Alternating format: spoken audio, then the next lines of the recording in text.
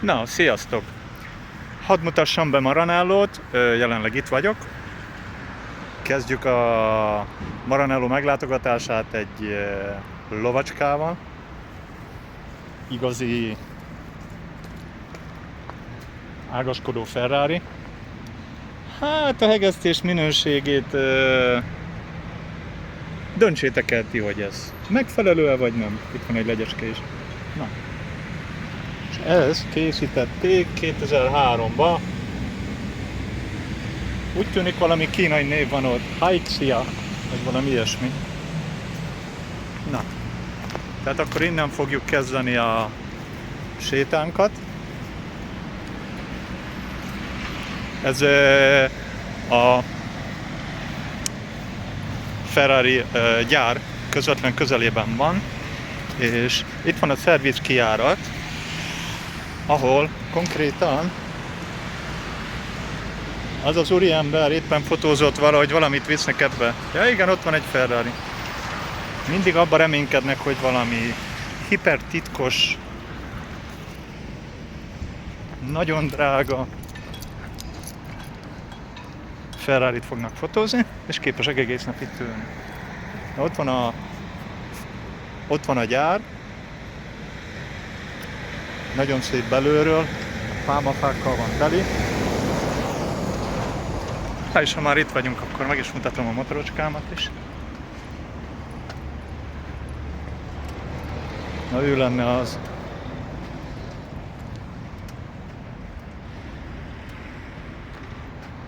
Én csak ilyen kocamotoros vagyok, próbálok nem meghalni.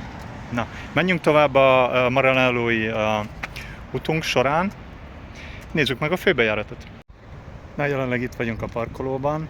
Amit mögöttem láttok, az a szélcsatorna, ahol a aerodinamikai fejlesztések folynak.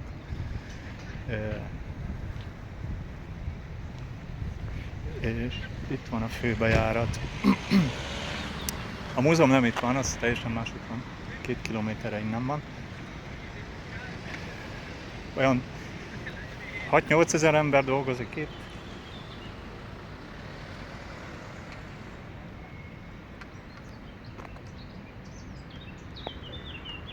Folytassuk kalandunkat. Itt most pedig van egy fölüljáró, és onnan szépen el lehet látni a pályára, a Fiorano-i pályára, mert Ferrari-nak van egy saját tesztpályája is.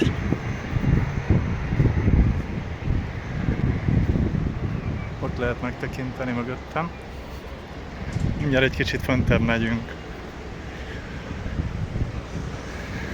Hogyha tetszik a videóim, akkor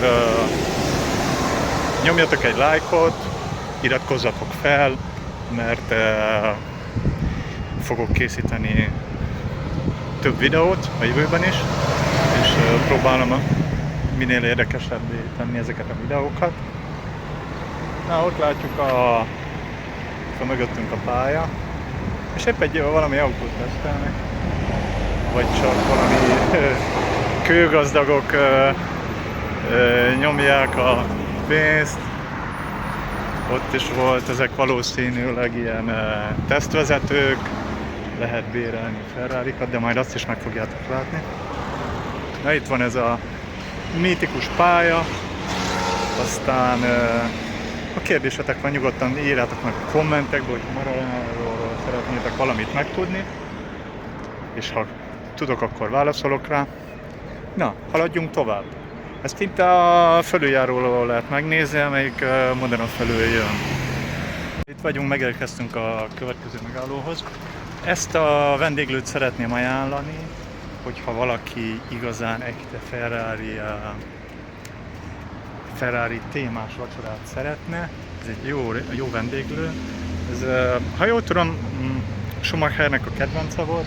Annyira nem nagy a hely, de belülről teljesen szuper, meg a kaja is jó. Teljesen ajánlom. Szerencsétek van, összefuttatok valami pilótával, vagy olyan fontos emberekkel, mert itt szoktak ebédelni. Érkeztünk a klasszikus főbejárata a gyárnak, itt van mögöttem. Általában erről van szó, mert innen indult az egész cég. És járda is piros. Nem is tudom miért. Vajon miért piros az aszfalt Maranellóban? A tippeket írjátok meg lenne kommentben. Itt van egy másik Ferraris vendéglő, ha valaki itt szeretne a főbejárat előtt elfogyasztani egy vacsorát, ezt senki nem fogja megállítani ebben.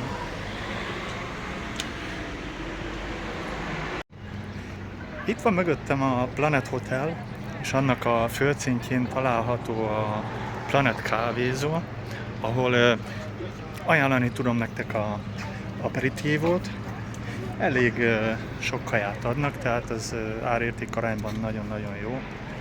Veri a toppot, szerintem a legjobb hely egy aperitívóra egész Maranellóban. És itt a túloldalt pedig itt van az új épületnek a bejárata.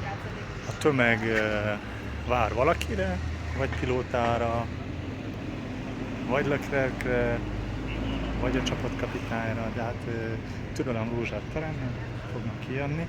Lehet épp Hamiltonnak akarják odaadni a baseball sapkájukat. Nem megy a fejvadászat, de hát ez egy ilyen mindennapos dolog itt Maranellóban. Szóval a Planet kávézó, az jó aperitívóra, itt pedig az új épület, nézzétek meg milyen szép, milyen nagy, tágas, modern. Ez elmegy egészen a pályáig, a Fioranovi pályáig. Ha esetleg úgy éreznéd, hogy nagyon gazdag vagy, és a pénz nem számít, és egyszer élünk, vagy itt, ahogy érzed, vannak szandálok 900 euróért. Tehát kb. Ilyen árfolyamban, tehát ilyen árkategóriákban kell itt, lehet itt shoppingolni. De amúgy elég korrekt az üzlet. Ez itt van pontosan a gyárral szemben. Na, itt vagyunk a múzeum előtt. 26,9 fok van, nem rossz azért májushoz képest.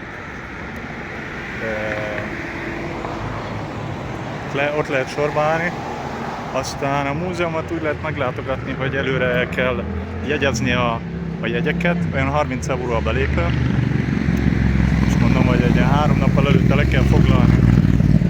Mögöttem van ez a Forma 1-es kocsi, ezt így berakták ilyen fémhálóba, vagy hogy mondjam, egy ilyen kreációt csináltak belőle, mert eredetileg csak így magában volt a versenyautó, de rámászott mindenki, azt hitték, hogy mászóka vagy libikóka. Na mindegy, és akkor így akadályozzák meg, hogy ne menjenek rá a fanatikus turisták. Na, belülről a múzeumot meglátogatni szerintem elég egy óráska, és akkor látjátok a múltját, jelenét és jövőjét a cégnek.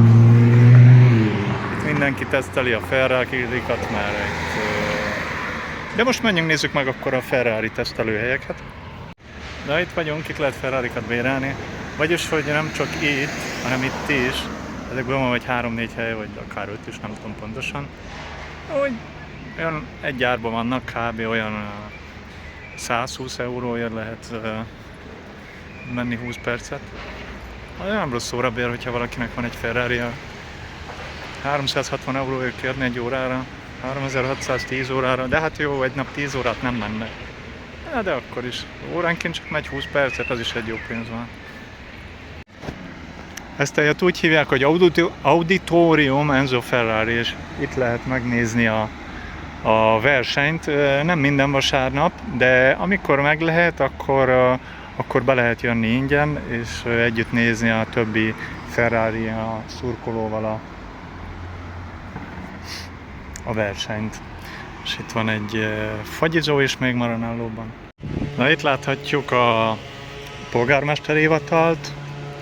Municipiónak hívják, és kitaláljátok ki, hogy milyen autót lehet látni a portán. Igen, ott figyel benne egy Ferraricska itt is. De köszönöm, hogy velem tartottál erre a rövid videóra, és remélem, hogy tetszett. Ha tetszett, akkor nyomd meg a lájkot, iratkozz fel, és akkor nem fogsz lemaradni a további videókról sem. Igyekszek érdekes videókat feltölteni majd, amerre járok. Itt van egy kis mozaik is a földön. Szóval köszönöm a figyelmeteket, és találkozunk a következőben. Ciao.